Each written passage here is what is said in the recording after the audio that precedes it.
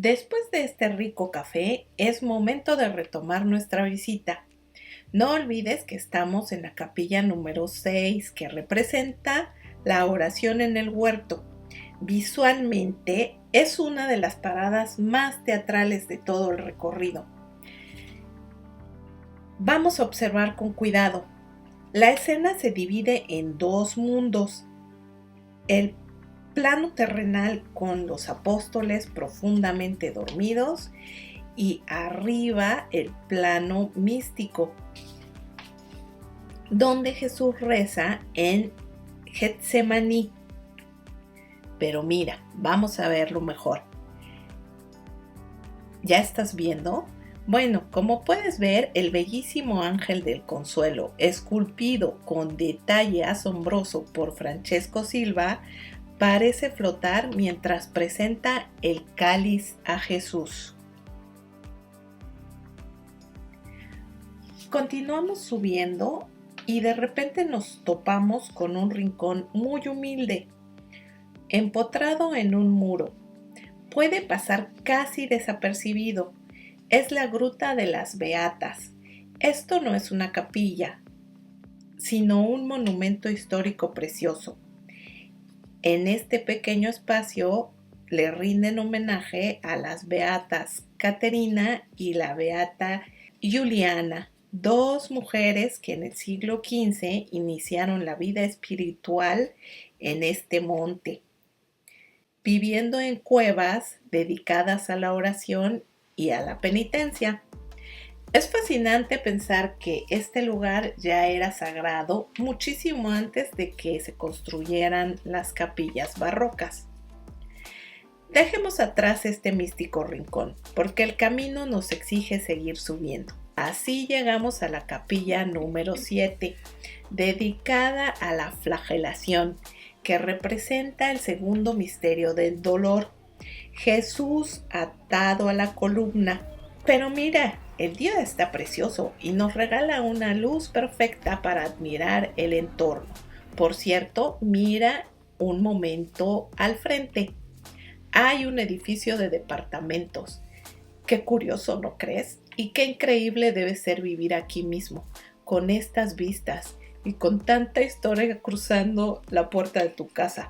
Pero volvamos a lo nuestro y descubramos qué guarda esta imponente estructura circular. Al asomarnos, el impacto visual es tremendo. La arquitectura cambia para rodearnos y hacernos parte de la escena. Aquí las esculturas de terracota, que también son de Francesco Silva, nos muestran la crudeza y el dramatismo del barroco en su máxima expresión.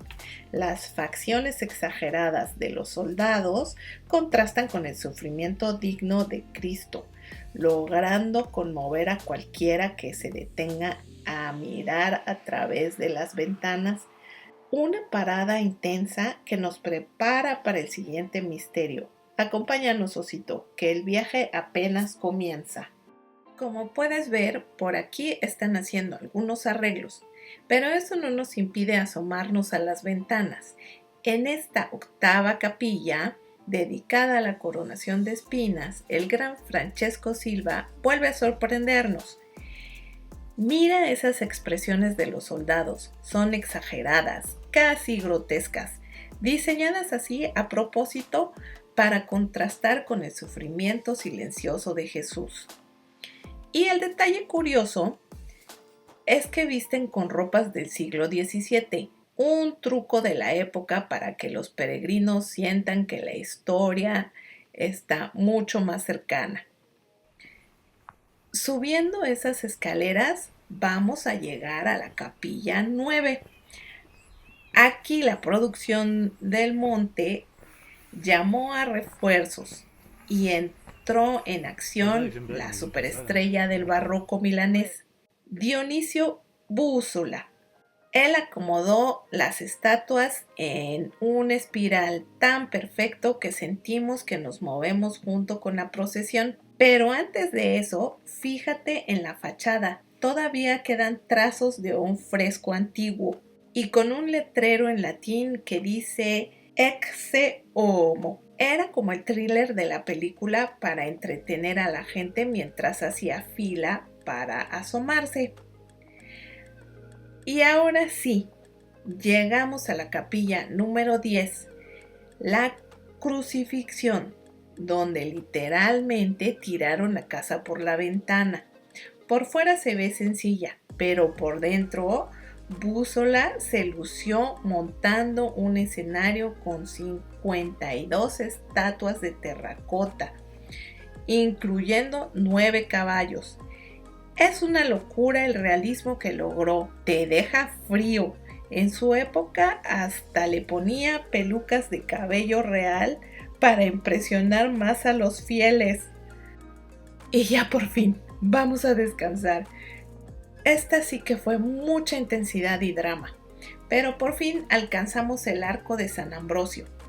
Este arco monumental marca el final de los misterios dolorosos y psicológicamente se siente como un verdadero respiro en el camino. Está dedicado al patrono de la región y si miras muy bien la estatua de San Ambrosio, está sosteniendo su báculo y un látigo de hierro. Así que ya sabes, Osito, a portarse bien o te va a tocar un azote. Vamos a cruzar, porque a partir de aquí comienza la gloria.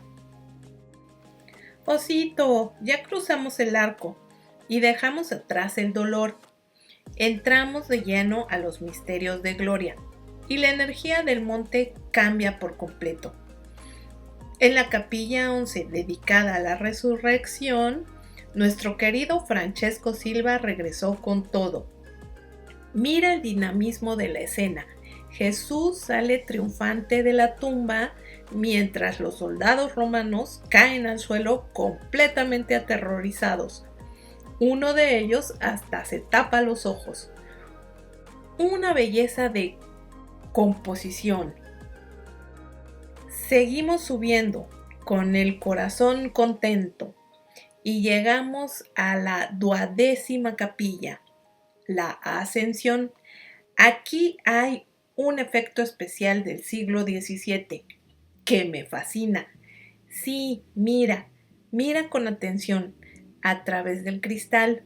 La estatua de Jesús no toca el suelo, está ligeramente suspendida en el aire, rodeado de nubes y ángeles.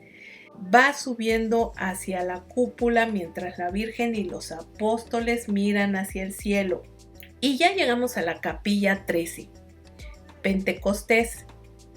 Y no, Osito, no creas que es una banda de rock de la época, para nada. Es el momento en que baja el Espíritu Santo sobre los apóstoles. El chismecito artístico aquí está en los detalles. Si te fijas en la cabeza de las estatuas, verás que tienen unas pequeñas lenguas de fuego talladas en el cabello. A diferencia del drama de las primeras capillas, aquí se respira una paz y una iluminación preciosa. En este tramo, la capilla 14 compensa todo nuestro esfuerzo y nos permite ver el hermoso panorama. Esta capilla está dedicada a la ascensión de la Virgen María. En este punto es un verdadero regalo para el alma. Hemos caminado, aprendido, descubierto secretos y sobre todo disfrutado de la magia del Sacro Monte. Pero prepárate, Osito, que esto todavía no termina. El próximo jueves, por fin entre los tres, conquistaremos la cima y entraremos al gran santuario. Osito, tú sigue disfrutando del paseo, que el señor Star y tu segura servilleta vamos a tomarnos otro café. Nos vemos, Osito.